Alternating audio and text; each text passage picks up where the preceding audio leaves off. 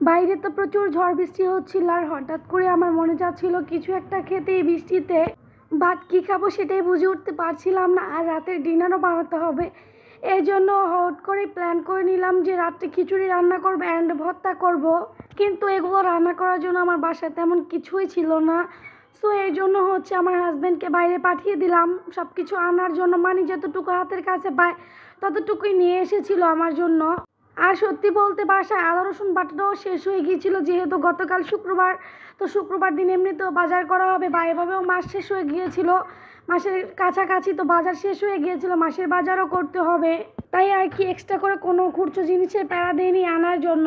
কিন্তু কি করার, আমার তো খিচুড়ি খেতেই হবে, এই জন্য রাত্রে পাঠিয়ে দিলাম দোকানে, মানে বাইরে আর কি, বাসার বাইরে যা পেয়েছিল যতটুকু পেয়েছিল ততটুকুই নিয়ে এসেছিল।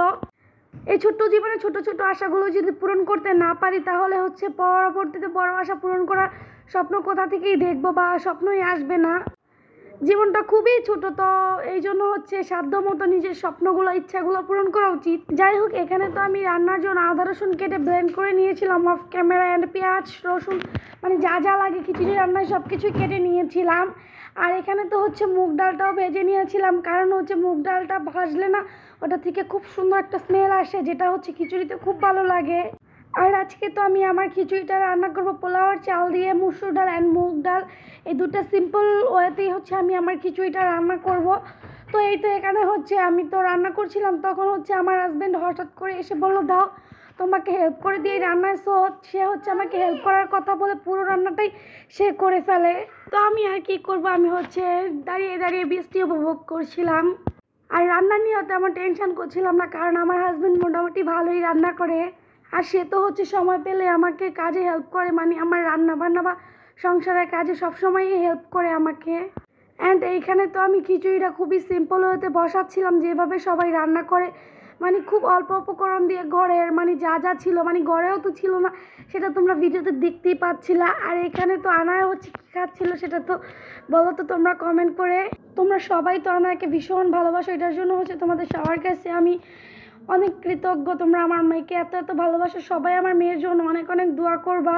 আর জানো তো কিছুদিন ধরে হঠাৎ হঠাৎ অসুস্থ হয়ে যায়, মানে একটার পর একটা লেগেই থাকে ওর পেছনে অসুস্থতা। যাই হোক, তোমরা সবাই ওর জন্য দোয়া করে দিবা। ও তো এখানে ঘুরছিল আর খাচ্ছিল, আর এইখানে তো তোমাদের ভাইয়া রান্নায় ব্যস্ত, সে তো সব কিছু দিয়ে সুন্দরভাবে রান্না করছিল, মানে খিচুড়িটা একদম ঘরোয়া উপকরণে রান্না করছিল, বাট খিচুড়িটা খেতে খুবই খুবই মজা ছিল। যে খিচুড়িটা তো আমি রাত্রেও খেয়েছি, আর বেঁচে যাওয়া খিচুড়িগুলো আমি সকালেও খেয়েছিলাম, খুবই মজা ছিল খিচুড়িটা। আর এই তো এখানে আনায়া তো আবার এসে পেছন করে বসেছিল। আমি বললাম যে তুমি এখানে কি করছো, ও বলছে তোমাদের দেখছি তোমরা কি করছো, পাপা রান্না করছে আমি শিখছি। বাট আমি তখন ওকে বলছিলাম তুমি যে শিখছিলা, বাট তুমি তো উল্টো হয়ে বসে আছো।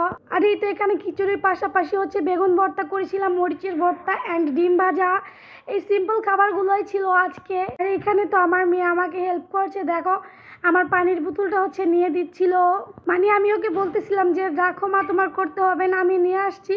বাট ও নিজে নিজেই ফ্রিজ থেকে পানির বোতলটা বের করে নিচ্ছিল, যে বলতেছে মাম্মি তোমাকে আমি হেল্প করছি।